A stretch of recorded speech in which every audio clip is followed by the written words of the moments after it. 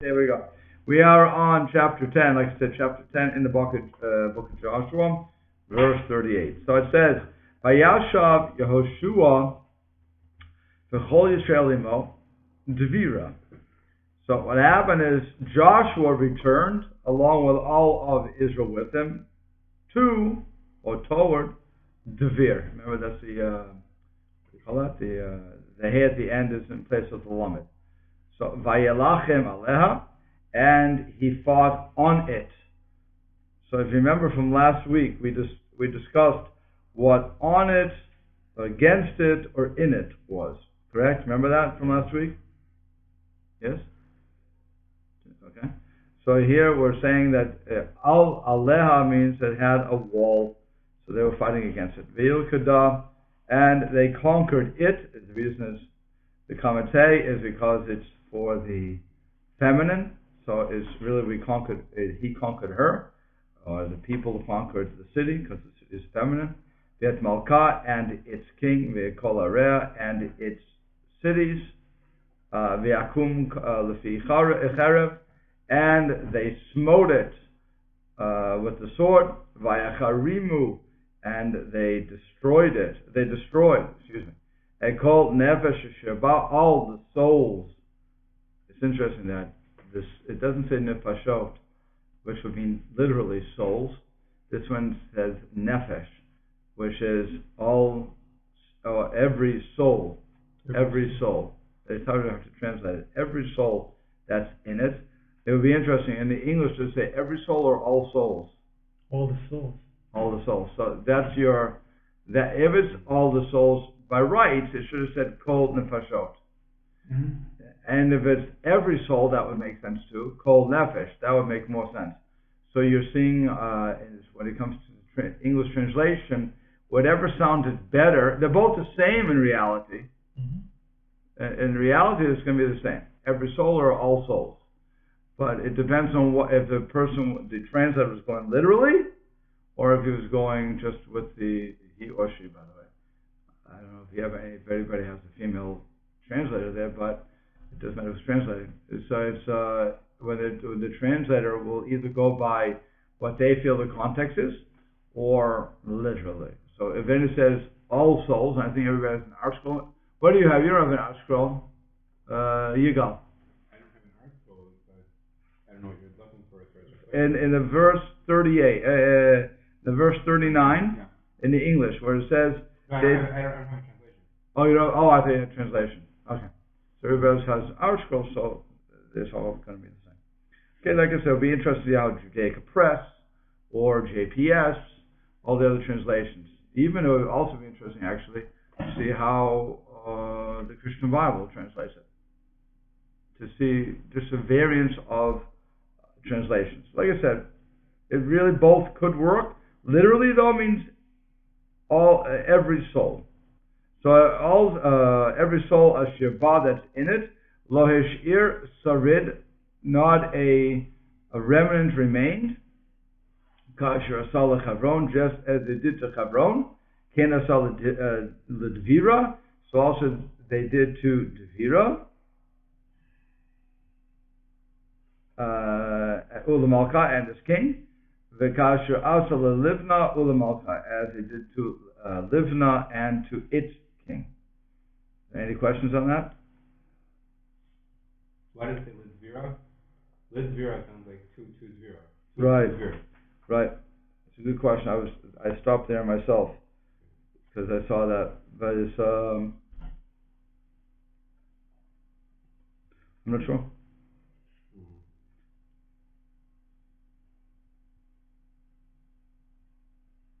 Because it's not the name of the place. How do they call it in English? They call it Divna? Devir, I mean? Or they Devir? Devir. Yeah, so I'm not sure. Because Devir is the name of the place, so it's interesting that they're saying they destroyed Devir and also Livna, by the way. It's really Lavan, or Liv, whatever it's going to be. But it's, okay. I like the question. The question is good. I don't have an answer. If anybody finds an answer, by all means tell me. That's including the people who are listening to this video. Next verse. So we're on to 40. Vayaka Yehoshua kol ha'aretz, and Joshua, so it's not and. Joshua smote all of the land, Hahar, the mountain area, I'm guessing. Then, literally the mountain, the Negev, the desert, the Ashvela, and the plains, the lowlands, the Hashedot, and the Hashedot is, I forget what was that? That was the waterfalls. I hope that's how they translate it, because that's how they're saying it. The Masuda Sion says, Madron ha'harim she'amayim nishpachim v'yordim sham. That's a slant from the mountains, that the water is pouring out from them. To me, that sounds like a waterfall. That's how they're translating Ashedon. The land of the falls. Land of the falls. They call Malchehem and all of their kings, Lohish Ir Sarid, not a remnant remained, Veit, Kol Hanshama Hecherim, and here it says all of the souls were destroyed. Kashet Tiva, just as Hashem commanded, Hashem L'kei Yisrael, God, the King of God, Hashem, the God of Israel. So here's something else that's interesting. In verse 39, when it said every soul, it uses the word nefesh. Here in 40, when it says every soul was destroyed, it says neshama. Neshama normally is understood to be our spiritual essence, as compared to nefesh, which is not always seen as our spiritual nefesh, spiritual side. It could just be what makes us alive, breathing soul, as it were. But the neshama is that which returns to God. So to say that they destroyed every neshama, that's also an interesting change of the language. Okay. Any other questions besides that one I pointed out?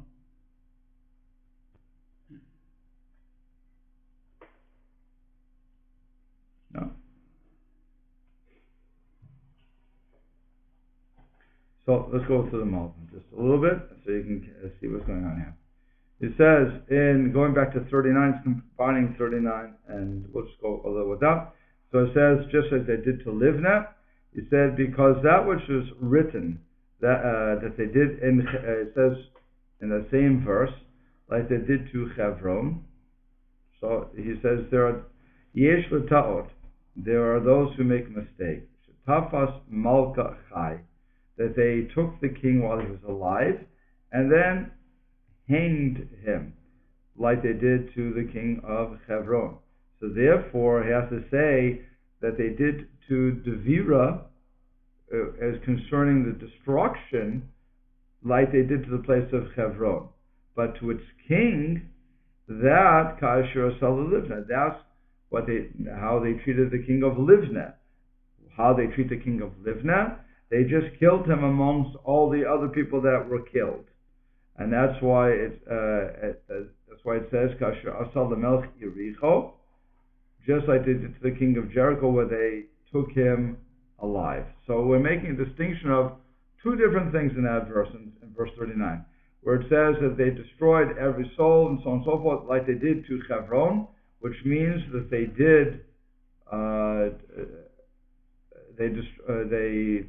What they did was they destroyed everything. So they also did to Devira and his kings, like they did to Livna, which means that they killed the king along with the other people. So we're comparing two different places. If you don't, that's something else that again you're going to miss if you don't look at the detail of the verse. Okay, because they're comparing two places.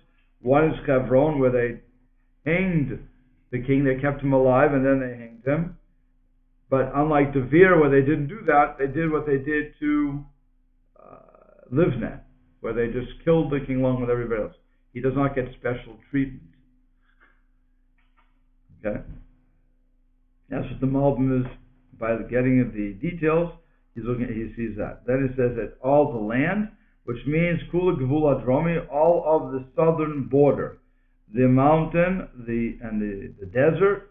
He wants to say the land that is dry, very dry, and then it goes to the land which is low lying, and then it goes toward the south to the waterfalls, and where all the rivers were. Okay, fine. So now we come to 41. It says, Vayakem Yoshua Mikadesh Barnea Viat Aza. And Joshua smote from Kadesh Barnea until what we call Gaza. This very day we call it Gaza. It's interesting that Gaza is really Aza.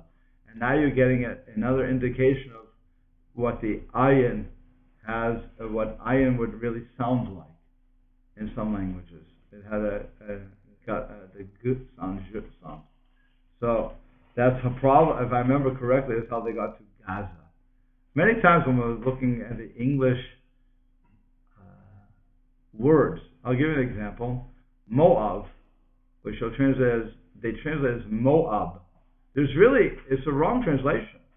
It's I guess it's translation. It's a wrong translation because it's Moab in Hebrew. It's never Moab. It's never a bait. It's always a bait. But because they saw a bait, so they put a B there instead of a V. Really, it's always, in every language, it should be Moab. It should never be Moab.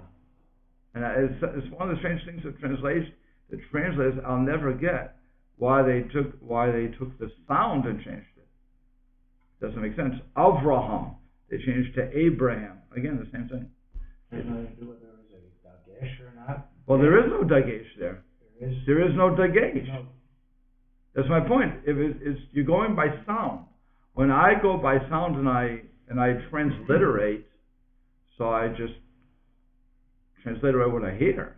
I'm not going to transliterate what's written because I'm getting it wrong again. Like I said, it's a bait. Granted, it's a bait, but it's without the dagesh, so it's a v sound. So by translations, when I'm just transliterating, actually, I should say what it is. So it should be Moab. In this case, it is. How do I get into that? What are we talking about? Oh, Aza. The Aza, not Gaza. I'm not sure why people say Gaza. I heard that the ayin somehow has a good sound to it, and that's how they got to it, or something like that. But that's more. I'll leave that to you, Bill. Okay, and so they came to, like I said, they sorted out that area. V'yed kol eretz Goshen v'ad Givon, and also all the land from Goshen until Givon. So Malbim explains, what does it mean he smote? In that war, he said, in that war he went from Kadesh Barnea till Aza, Hua Shetach Adromi, which again was a southern plain from the east to the west, and that was at the end of at the border of what we call the land of Judah, and all the land of Goshen. That's in the mountain area. So he hits on the land of Goshen, which was also in the portion of Judah in the mountain area until Givon. That was in the portion of Binyamin. We have to remember that each one of the tribes was given a portion of land by the lottery. So we're just announcing where these particular places were. Okay, and which land portion they would ultimately fall into. It's interesting that Jerusalem's not mentioned. Because Jerusalem was in the Jebusite area. Jebusites. It's not there yet. They don't own it. They haven't gotten there yet? No, they don't own that yet. That ultimately will be in Binyamin. That will be the Benjamites who get that. But that's really the Jebusites owned that, and David bought it from one of the people there. I forget who the person was, right? But he had to buy the land because really Jerusalem would become the DC of the area. If I remember correctly, nobody owns DC. Everybody has Parsha. Everybody has ownership of DC. Am I saying that right? I'm pretty sure It's that. a separate entity. Right, and so all the states own it. Nobody, it's a swampland, but it's really built on a swamp. That's the interesting thing. When I was in Washington, I saw that whole history. It was nobody wanted the land anyway. But from what I understood, all the states have a portion of DC. Supposedly. Yeah. So therefore, nobody owns it, and that's why it's a swamp. Well, now I shouldn't say that because what's his name? Trump just bought the old post office I saw, and he's going to turn it into a hotel. It's in between the White House and the State House or something, and he's expecting everybody to go there. Okay, I just saw that online. So apparently, people are trying to buy stock in the swamp we call the Capitol. Okay. Amazing how they filled in the swamp, though. Mm-hmm. It's also very strange. What's that do for the swamplands? Okay. Anyway, but it's now we go to Membeit. It says the Ekol HaMalachim HaEleh, and all of these kings. By the way, there you have to say in V8. It's not a reversing vav, so that's why you have to say in. And all of these kings, Yed Artsam, and their lands, Lachad Yehoshua Pa'ama Echad. Joshua conquered one time. Ki Hashem Elokei Yisrael Nilcham Yisrael, because Hashem, God of Israel, fought for Israel. Any questions?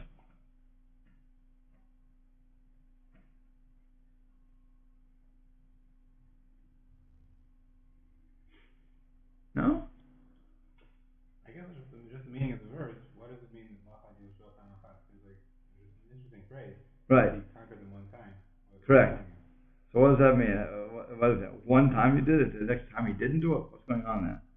So Malbim says, Ekol Malachim, Shebeshetach, again, all these kings that were in the southern plains, Joshua conquered one time, Lafuke Malachim, Shebeitar, Chelke, Arshal Kavashba Ma'achab, unlike the other places in the other portions of the land, where Joshua didn't get them all at one time, but rather be one after the other.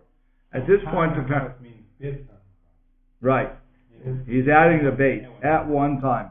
Because Hashem, God of Israel, fought for Israel, that implies the other times when it did not happen in one sweep, Hashem was not fighting for Israel.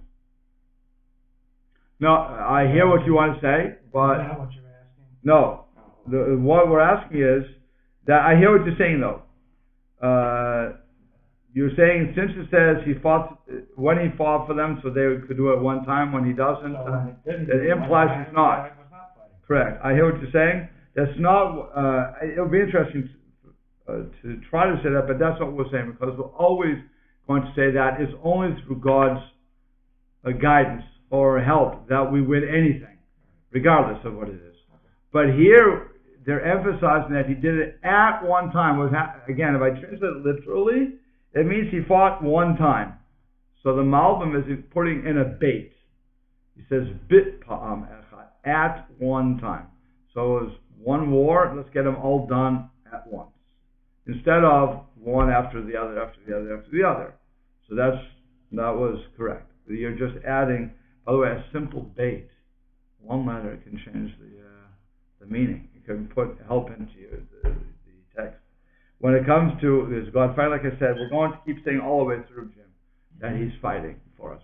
And we hold that without God's help, we wouldn't be able to have any victory. Not only us, by the way, whenever anybody wins, it's because God wanted that.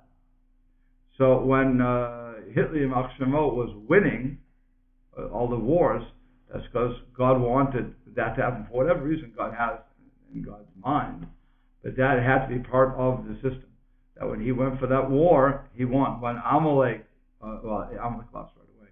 But when Asaph would beat Edom, Rome would beat all those people, it's because God wanted that to happen, needed that to happen for history to unfold the way it does. So whenever anybody wins, we're supposed to, and what we're supposed to do as Jews is to look and say, if it's the wrong guy, if you will, we have to look and say, what did we do to deserve such a punishment? Not why did God do it. It's a different question. That's a question we can't ask. What we have to do is a self-introspection and say, why would God, what do we do that we deserve such a punishment, and how should we do tshuva on that? How should we return to God? What do we need to improve? So it's an interesting approach. We're not saying that their God was strong because there's only one God in the universe. Unlike the ancients who would always say their God was not up to par that day. But we're not saying that because there's only one God. So if it's one God, and God wants us to follow the Torah, and He's putting in this Meshiggah who is going and killing people left and right, so we have to ask, so what do we do to deserve such a punishment? Not why did God do it, because that's putting the blame on God. We always put the blame on us. This is an interesting approach. And one actually has some redeeming value, because if I'm going to improve myself based upon a tragedy, what better thing to learn from a tragedy? So finally, in verse 43, it says, "Vayashav Yehoshua v'chol Yisrael imo," and all of again Joshua and all of Israel returned with him el hamachaneh hagilgala to the camp toward Gilgal. So there, any questions? Because we can go on. Yes. Fine. So now we're on chapter 11, and we get to go through a whole bunch of things here. Vayehi kishmo Yavan melech Chatzor, and it was when Yavan the king of Chatzor heard. Vayishlach el Yovav melech Madon, and he sent to Yoav the king of Madon, v'el melech Shomron, and to the king of Shomron, Bet Melech Achsaf, and to the king of Achshaf. Any questions?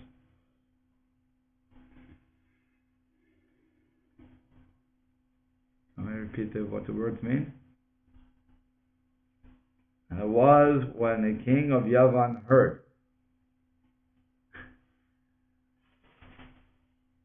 What's it in English? Curious. It was when Yavan, the king of Chatzor, heard. Heard. He sent to Yoav. Oh, okay. So what's the problem then? What is he hearing? What's he hearing? The fact he sends, fine, but what's he hearing? That should be the question that just shoots up at you. Yeah, it doesn't say. It doesn't say. So what's he hearing? So the Malbim says, it was after they conquered the 5 kings that I mentioned above, and all the various cities and all the southern borders. That's what he heard, and so he gathered all the kings that are on the northern side. It's going to the north. Okay, that's how the Malbim says it. Okay, so now, and that's the next verse. V'yel hamalachim, and the kings, Asher mitzvon, that were to the northern side, Bahar on the mountain, Ba'arav on the plains, Negev on the desert, Kinnerot v'Ashpelah, and the Kinneret, and the Kinnerot to the south of the Kinnerot, which is the name of the place, fine, and to the valleys, Uvenafot, Dor, Miyam, and from in Nafot, Dor, Aram, Mayim, sorry.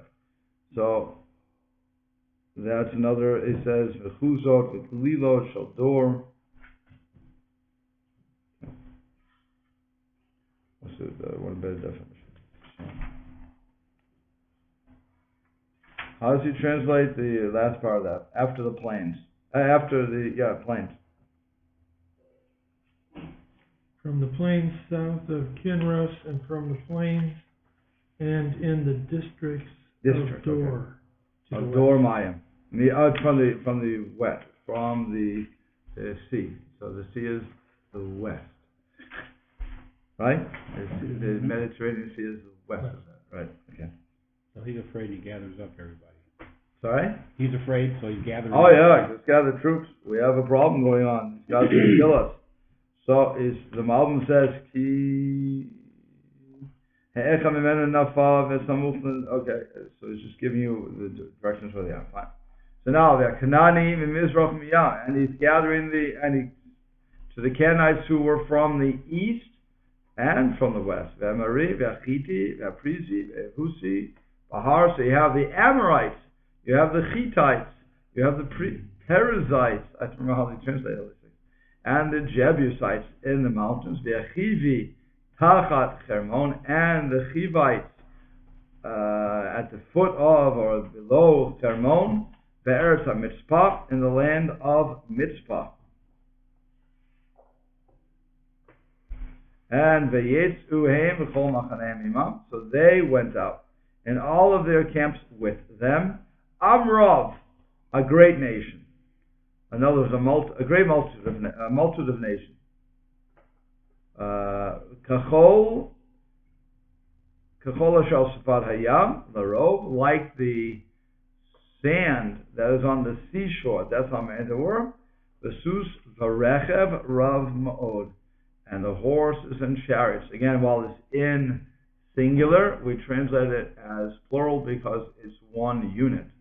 So but in English you can't do that. So the horses and chariots, very much, a lot of horses and chariots. Okay, so he's getting everybody together. And if you notice this, the interesting thing about this, by the way, is you have the Canaani. All the land of Canaan was called Canaan, yet you had 7 nations living in what we call Canaan. It wasn't just one nation living there. See, that's why you have the Canaanites, the Amorites, the Hittites, Perizzites, Jebusites. They're all in that one landmass, and they don't have separate states. It's all called Canaan. It would be like, I guess, the United States, where we have what we call the United States, when we have all our different states together. Hopefully we're one united people, but I don't know if these were one united people.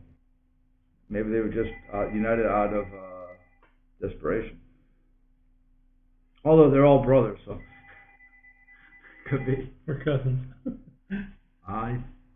They were brothers. They were from Cham. They're not. I'm pretty sure they're all brothers.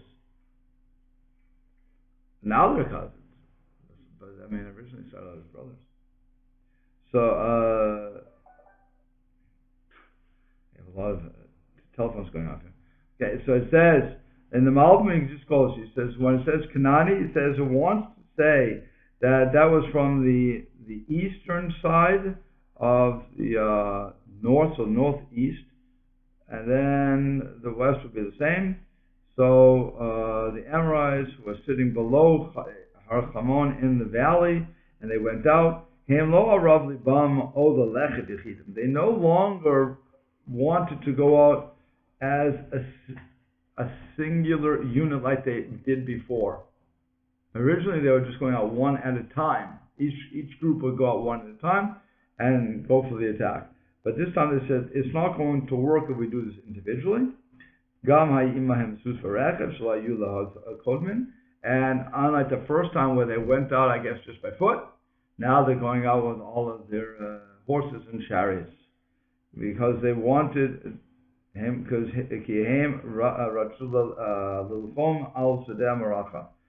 they wanted to fight on the field, on the battlefield, in an array. Say that 10 times fast, okay. So v'yiva'adu kol we're on 5. So v'yiva'adu kol hamelechim ha'eleh. So all of these kings assembled together. Vayavo'u, and they came. Vayachanu yachdav, and they encamped together. El me marom, to the waters of Marom, or the high waters. It would be interesting. Is Merom the name of the place?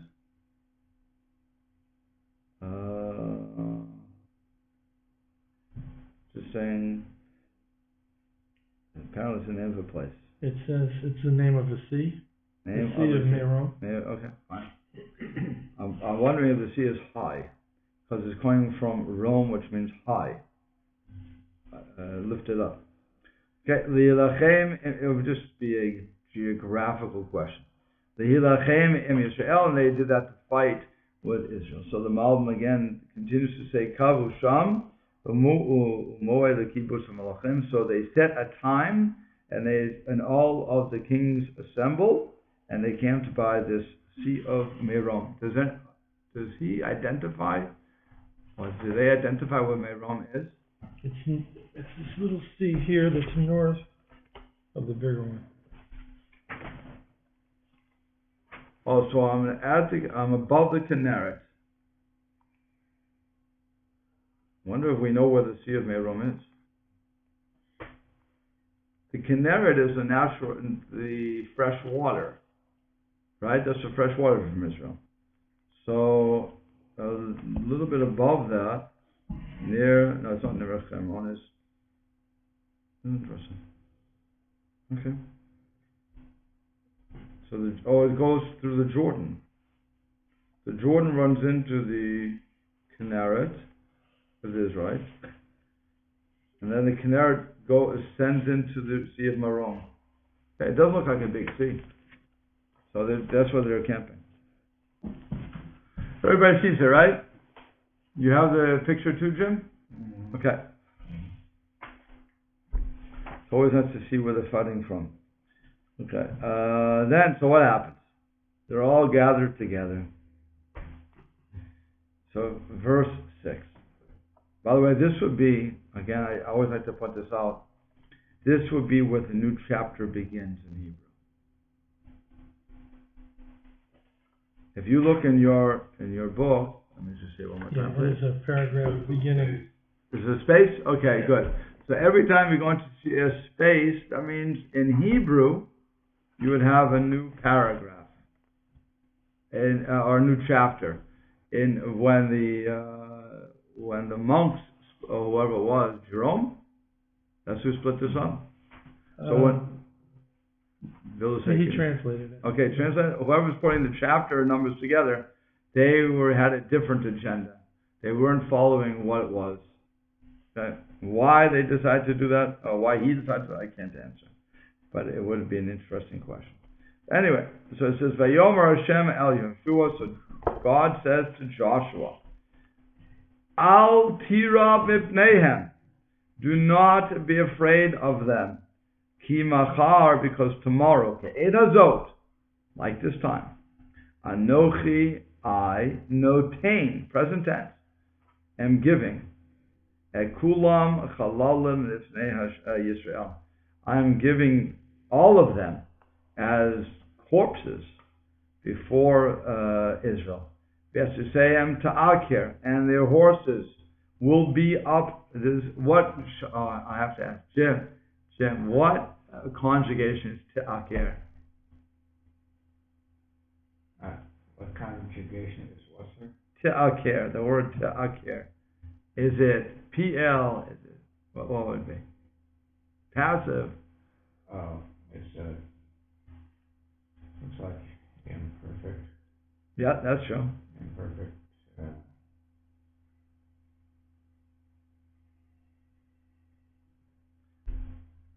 I don't mean to put you on the spot.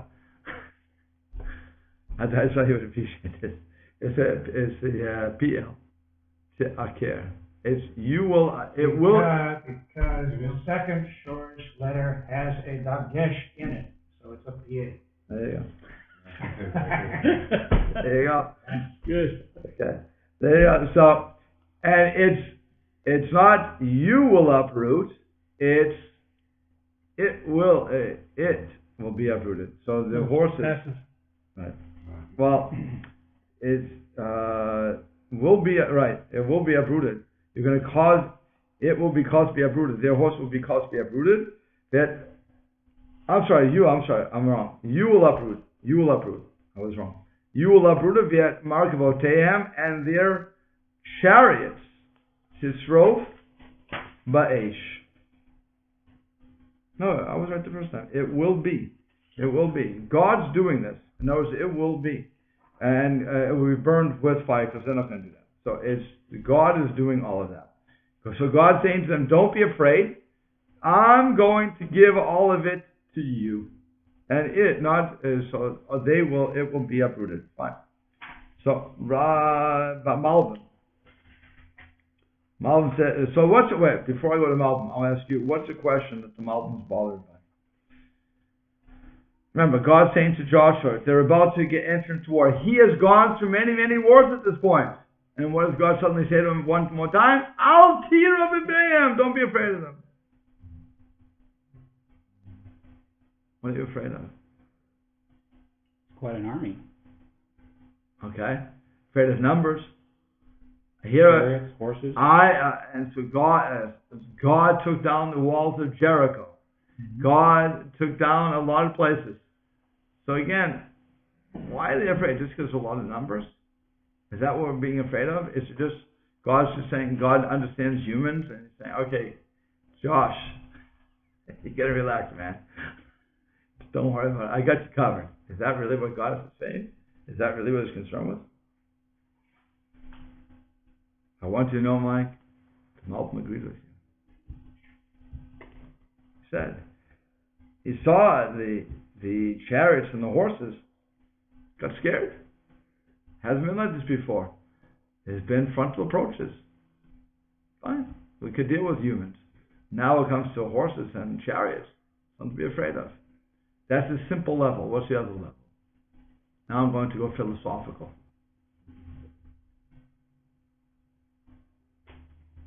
Why do I have to fear anything?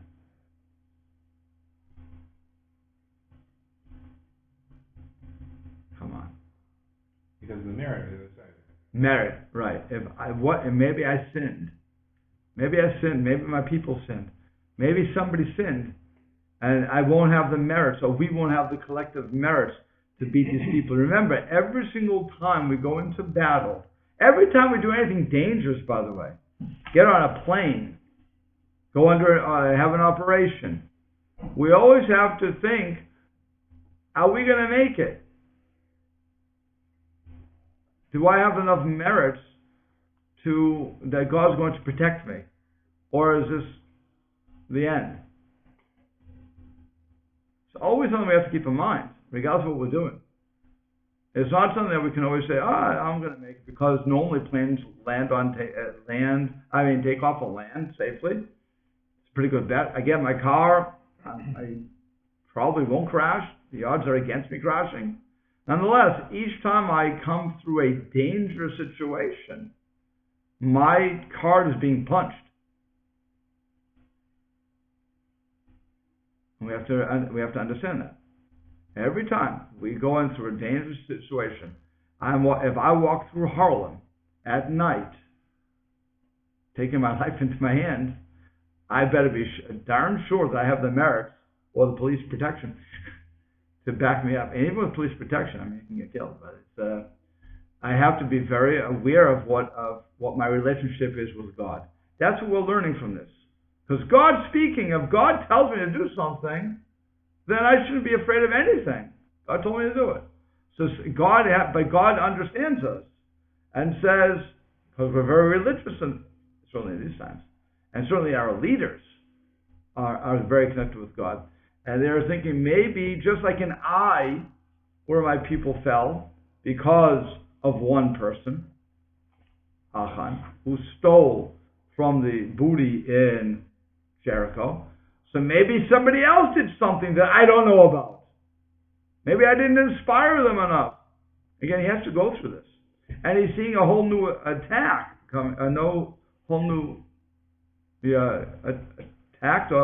attacking, whole new thing.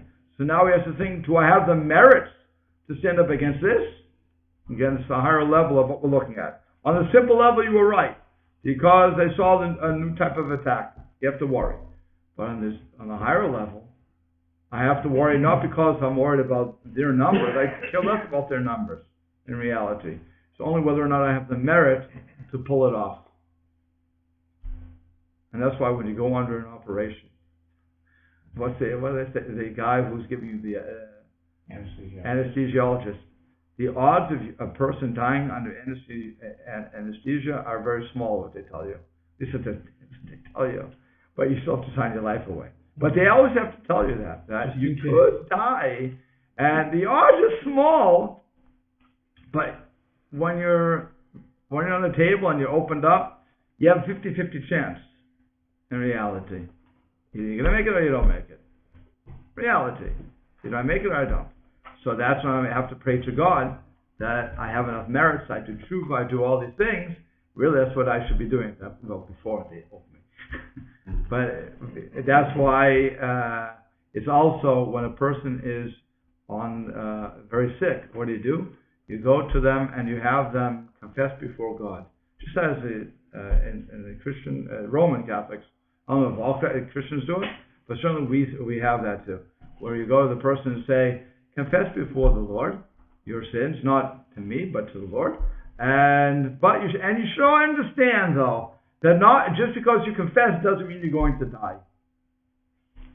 Many people confess, and God let them live.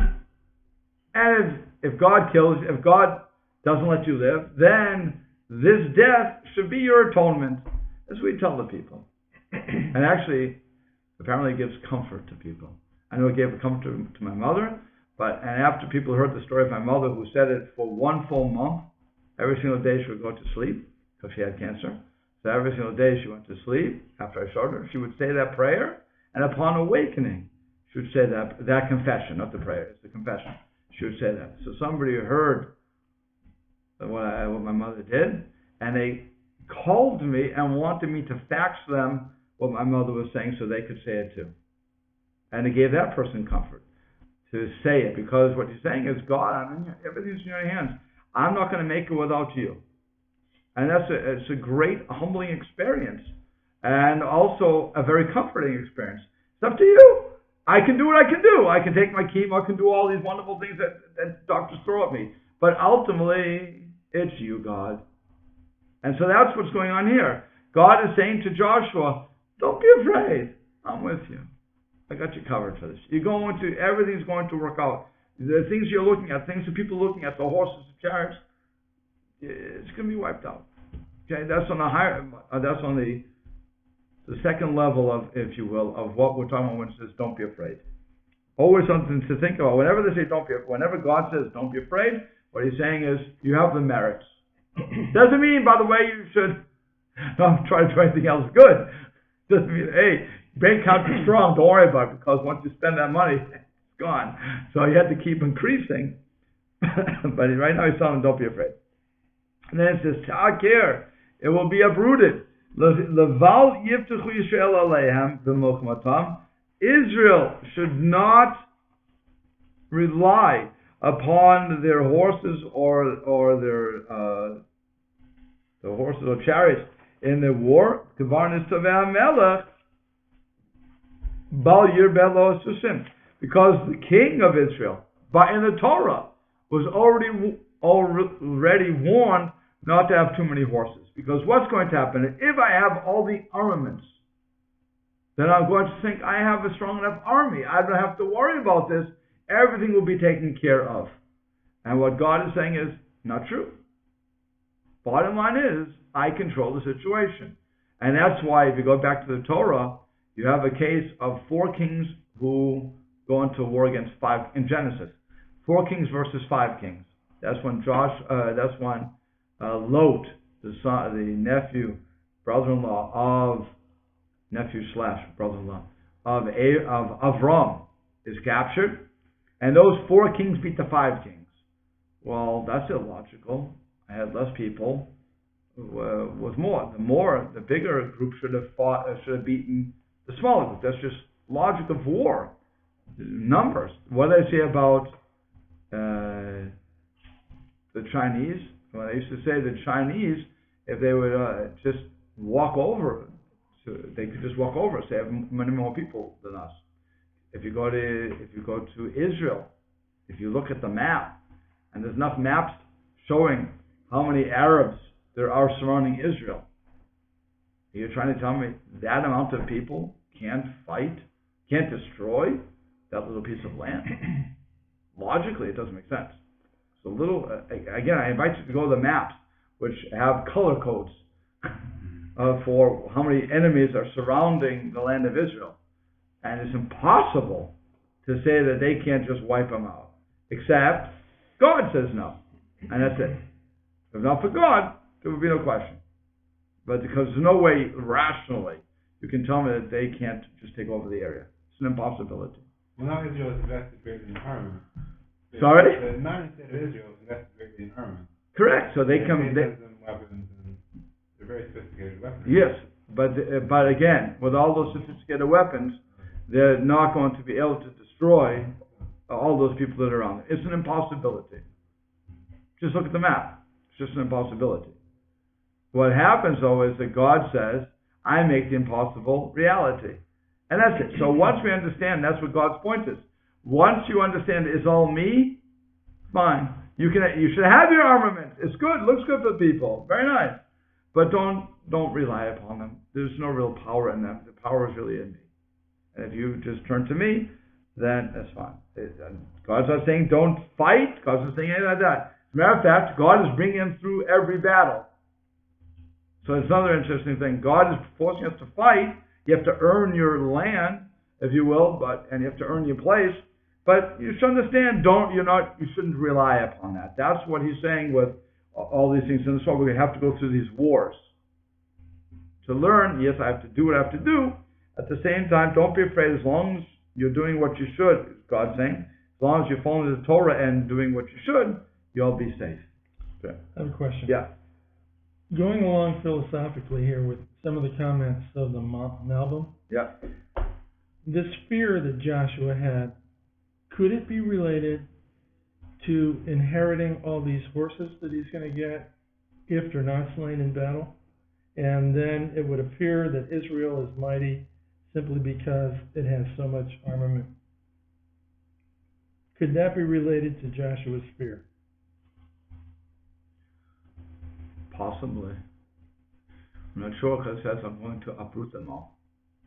They'll all be uprooted and they'll all be burned. So you're not gaining any more armaments from them.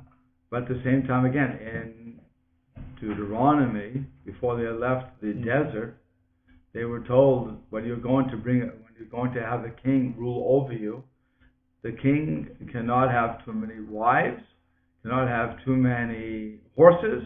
Right. There's a lot of things a king can't. Can you imagine telling a king you can have this, but you can't have that?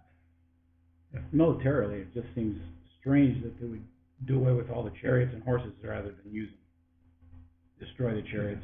They're given a specific command to hamstring the horses. Right. It could be what you're saying. It sounds like there might be a relationship. It could be. I'm not going to deny it. It very well could be that God doesn't want them to have it so that they don't become reliant upon it. Mm-hmm. And that's why the Malbim will be saying, because there's a biblical injunction against this. It could be that. But it will come to a head pretty soon. Like I said, we will do a lot of things as the story goes on. That doesn't pan out. There's a biblical injunction against hurting the animals too, yet they hurt the animals rather than kill them. There's a biblical injunction against hurting animals for no good reason. If I have a good reason, such as if I need to experiment on them to get medicines, that I can do. If there's not, so that's number one. If God tells me specifically, in this case, I have to do it, I have no choice, I have to do it. In general terms, though, I can't put a firecracker into the mouth of a frog just to see what's going to happen. Okay, that's Tsar Balei Chaim. If I can't, I also can't starve my animals because I'm lazy. So that's why before one eats, they have to feed their dog, their cat, their fish, whatever they have. Okay, their livestock, and you have to, on Shabbos, if I have a cow that's milking, that I milk. So if I would leave it without expressing the milk, it's going to be hurt. So while I can't use that milk, I still have to have the milk expressed. So that would be Tsar Balei Chaim. So there are times that, yes, I have to save the animal from distress. There are other times when I can, if it's for my purposes and it's going to help me, I don't worry about that. So I don't, but there are very specific laws concerning that. We'll have to stop here.